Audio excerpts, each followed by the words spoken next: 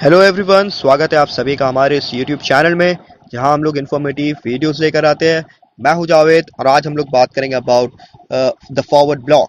यहाँ दोस्तों, Forward Bloc none but only Subhash Chandra Bose, Indian freedom fighter के हीरो की हैसियत से जाने जाते हैं ये। सुभाष चंद्र बोस ने किस सर्कमस्टांसेस में फॉरवर्ड ब्लॉक को स्टैब्लिश किया था, इन बातों को जानेंगे। पर्टिकुलरली इस फॉरवर्ड ब्लॉक के फॉर्मेशन से पहले जो बैकग्राउंड रहा था उन चीज़ों को जानेंगे। एंड देन कांग्रेस में आने के बाद कांग्रेस लीडर्स का जो रिएक्शन रहा था उसकी वजह से उन्होंने रेजिग्नेशन दे दिया, right. And then finally formation of the Forward Bloc किस तरीके से अपने पॉलिटिकल आइडियोलॉजी को लेकर एक पॉलिटिकल सिनेरियो को क्रिएट करते हैं। So here we start this video. अगर सुभाष चंद्र बोस के बारे में बात की जाए तो आज भी कहीं ना कहीं उनके डेथ को लेकर एक कंट्रोवर्सी है। अलग अलग थ्योरीज जो है सामने आई है, स्कॉलर्स के नजदीक में एक कंट्रोवर्शियल मामला है, right. That is another sort of story. तो सवाल अब ये पैदा होता है कि to what extent Subhash Chandra Bose and his political ideology played an important role towards the formation of Forward Bloc, और किस तरीके से वो इंडियन पॉलिटिकल सिनेरियो में उभर कर सामने आते हैं। कहीं ना कहीं देखा जाए, त्रिपुरा कांग्रेस सेशन जो है, जो कि 1939 में हेल्ड किया गया था, यहाँ से अहम मेन कहानी जो है वो स्टार्ट होती है। The difference between Subhash Chandra Bose and Gandhi ji, ये हम लोगों को पता है, शुरू से ही थी, मतभेद थी, इनके बीच में एक कॉन्फ्लिक्ट थी। त्रिपुरा में यहाँ पर एक कांग्रेस सेशन हुआ था कांग्रेस का। Leftist leaders like EMS, नंबूद्रीपद, Sundarya, Sajjad Zahir expressed their opinion in favor of Subhash Chandra Bose to be the Congress president at Tripura session of the Congress. तो कुछ लेफ्टिस्ट लीडर्स जो है उनके व्यू पॉइंट को support कर रहे थे, because to some extent Subhash Chandra Bose, उनका जो व्यू पॉइंट था in order to attain Swaraj, वो थोड़ा सा एक्सट्रीमिज्म को फॉलो कर रहे थे। बट कहीं ना कहीं Gandhi ji on the other hand वो मॉडरेट्स की तरफ ज्यादा अपने आप को लीन करते हुए नजर आए थे, though he was one of the key factors and played an important role between the extremist and moderates. लेकिन फिर भी यहाँ पर जो मामला है, आइडियोलॉजिकल कॉन्फ्लिक्ट की वजह से ही मामला थोड़े से बैड से वोर्स हो जाते हैं, राइट, बैड टू वोर्स।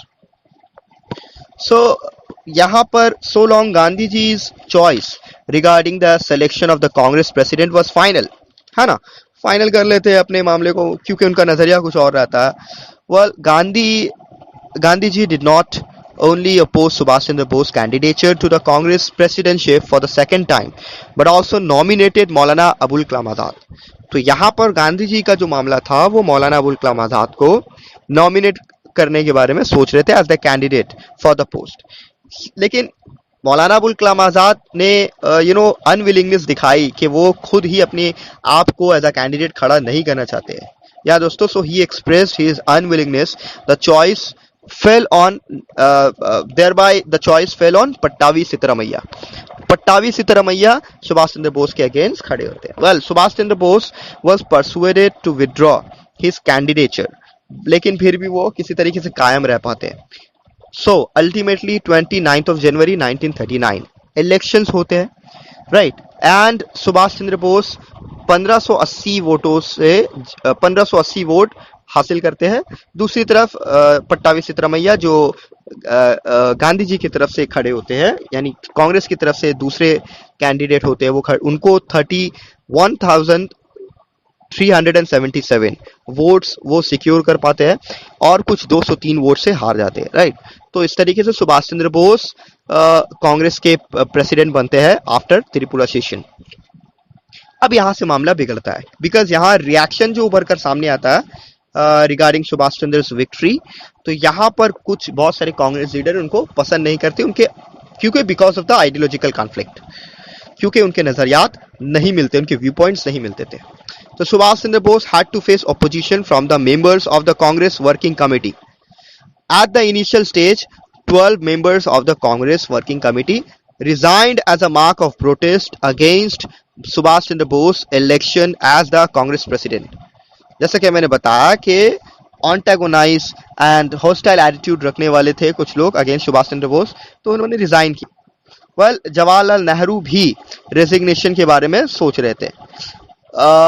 यहाँ पर मामला क्या होता है कि Gandhi ji help was short to solve the problem. आखिरकार किया क्या जाए, तो ऑल इंडिया कांग्रेस कमिटी आखिरकार कैलकाटा सेशन में मिलती है ऑन अप्रैल 29, 1939, राइट। तो इस तरीके से यहाँ पर गांधी जी ने अपने जो व्यू पॉइंट को सामने रखा, देन उसकी वजह से सुभाष चंद्र बोस का जो गांधी जी के व्यू पॉइंट की वजह से अल्टीमेटली सुभाष चंद्र बोस कहते हैं कि मैं रेजिग्नेशन देना पसंद करूंगा, खुद का रेजिग्नेशन दे देते हैं। एंड देन उसके बाद राजेंद्र प्रसाद, जी हाँ दोस्तों, डॉक्टर राजेंद्र प्रसाद, वो Congress working committee with 12 members, वो भी रिजाइन कर देते हैं, right. Subhash Chandra Bose and Jawaharlal Nehru, well, Jawaharlal Nehru वैसे ही रहते हैं उस कांग्रेस में, वैसे ही रहते हैं, लेकिन सुभाष चंद्र बोस अल्टीमेटली वहां से निकल जाते हैं। एंड देन यहाँ से स्टार्ट होता है मामला for the formation of the Forward block. तो फॉरवर्ड ब्लॉक सुभाष चंद्र बोस इस तरीके से फॉर्म करते हैं। एक नई पॉलिटिकल पार्टी होती है with the Congress in itself. मई 3, 1939 खुद वो प्रेसिडेंट बनते हैं इस पार्टी के, एंड सरदार सरदुल सिंह ये उनके वाइस प्रेसिडेंट बनते हैं इस पार्टी के। वेल, बोस चाहते थे कि वो कंसोलिडेट करें लेफ्ट फोर्सेस को विद द कांग्रेस, एंड इस तरीके से वो लेफ्ट कंसोलिडेशन कमेटी को स्टैब्लिश करते हैं। सोशलिस्ट लीडर्स जैसे जयप्रकाश नारायण वो कांग्रेस में ही रहते हैं, जबकि स्वामी स्वाहाजानंद जो कि बिहार के थे, एंड निरामन जो कि बॉम्बे के थे, फॉरवर्ड ब्लॉक उन्होंने ज्वाइन किया, though they belong to socialist party, socialist leaders थे ये। वेल, यहाँ पर क्या हो रहा है कि गांधी हिमसेल्फ, उन्होंने एक प्रपोजल तैयार किया था, सुभाष चंद्र बोस को लिखा लेटर वगैरह, लेकिन मामला कुछ नहीं बनता। एंड देन फाइनली वो बंगाल प्रोविंशियल कांग्रेस जो थे वहां से भी हटाए गए।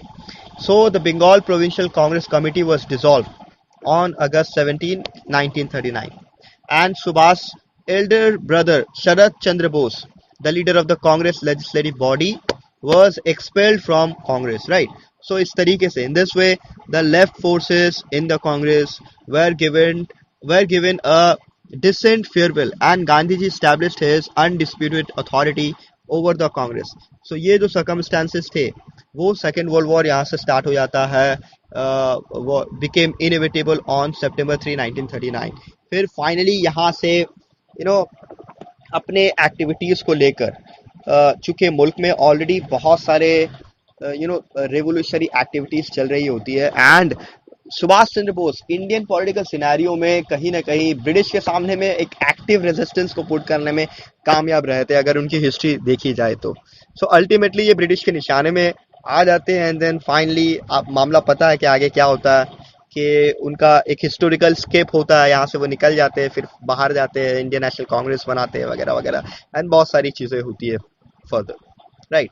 वेल, टिल देन अगर आपको वीडियो पसंद आया है, so please like and subscribe.